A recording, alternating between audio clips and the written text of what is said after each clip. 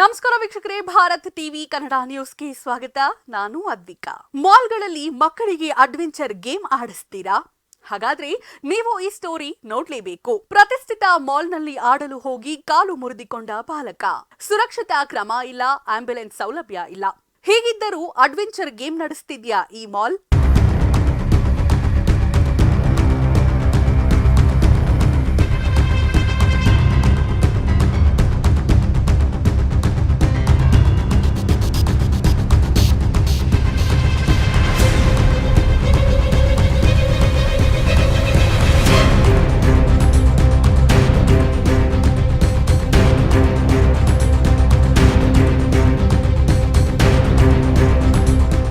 ರಾಜಾಜಿನಗರದ Orion mall ವಿರುದ್ಧ ದಾಖಲಾಯಿತು FIR.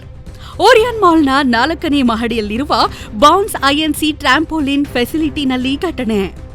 Marker Niranjan 16 ವರ್ಷ, ಕಾಲು ಮುರಿದುಕೊಂಡ ಬಾಲಕ. ಸುಬ್ರಹ್ಮಣ್ಯ ನಗರ ಪೊಲೀಸ್ ಠಾಣೆಯಲ್ಲಿ ಪ್ರಕರಣ ದಾಖಲಿಸಿರುವ ನಿರಂಜನ್ ತಂದೆ ಪ್ಯಾಟ್ರಿಕ್ ಕುಮಾರ್ನಿಂದ ದೂರು ದಾಖಲು. ಸಿಬ್ಬಂದಿಯಿಂದ ಪ್ರಥಮ ಚಿಕಿತ್ಸೆ ಮಾಡುವಾಗ ತಪ್ಪಾಗಿದೆ. ಘಟನೆ ನಡೆದು 45 ನಿಮಿಷದ ಬಳಿಕ ಹಾಸ್ಪಿಟಲ್ಗೆ ಅಡ್ಮಿಟ್ ಮಾಡಲಾಗಿದೆ. ಮಾಲ್ನಲ್ಲಿ ಆಂಬ್ಯುಲೆನ್ಸ್ ಸೌಲಭ್ಯ, ಮೆಡಿಕಲ್ ಸೌಲಭ್ಯ ನೀಡಿಲ್ಲ.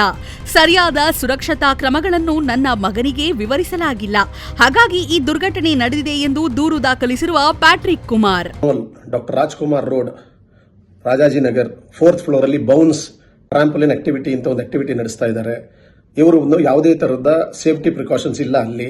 ಆ ಟ್ರಾಂಪೋಲಿನ್ ಸುತ್ತ ನೆಟ್ ಹಾಕಬೇಕು, ಅದಿಲ್ಲ. ಸೂಪರ್ವೈಸರ್ಸ್ ಇಲ್ಲ ಅಲ್ಲಿ. ಹಾಗೆ ತರ ಮಕ್ಕಳು ಆಟ ಆಡ್ತಾರೆ. ಅಲ್ಲಿಂದ ನಮ್ಮ ಕಕ್ಷಿದಾರರು ಪ್ಯಾಟ್ರಿಕ್ ಅವ್ರ ಮಗ ನಿರಂಜನ್ ಅಂತ ಹೇಳಿ ಬಿದ್ದು ಕಾಲ್ ಫ್ರಾಕ್ಚರ್ ಆಗಿದೆ.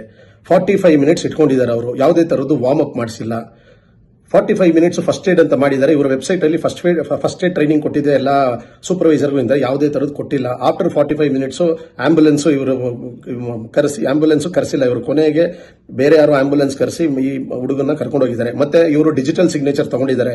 ಆಕ್ಚುಲಿ ಆಟ ಆಡೋಕ್ಕಿಂತ ಮೊದಲೇ, ಈ ಆಕ್ಟಿವಿಟಿ ಮಾಡೋಕ್ಕಿಂತ ಮೊದಲೇ ಪೇರೆಂಟ್ಸ್ ಅವ್ರ ಗಾರ್ಡಿಯನ್ ಹತ್ರ ತಗೋಬೇಕು. ಇವರು ಮೈನರ್ ಹತ್ರ ತಗೊಂಡಿದ್ದಾರೆ. It's a void in nature. Any legal document signed by the minor is void in nature. ಮತ್ತೆ ನಾವು ಇದರ ಮೇಲೆ ಒಂದು ಎಫ್ಐಆರ್ ಮಾಡಿಸಿದೀವಿ ಸುಬ್ರಹ್ಮಣ್ಯಪುರ ಪೊಲೀಸ್ ಸ್ಟೇಷನ್ ಅಲ್ಲಿ.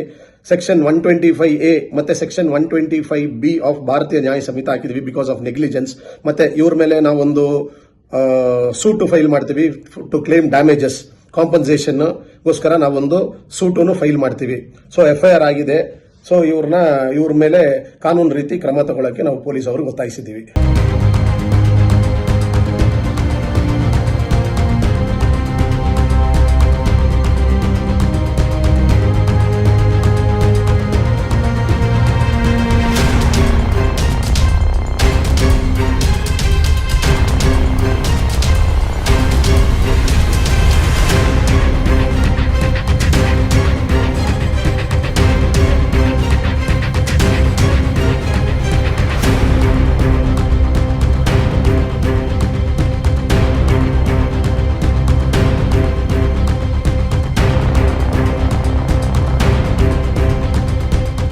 ಇದಾಗಿತ್ತು ಇವತ್ತಿನ ಭಾರತ್ ಟಿವಿ ಕನ್ನಡ ನ್ಯೂಸ್. ನಮಸ್ತೆ.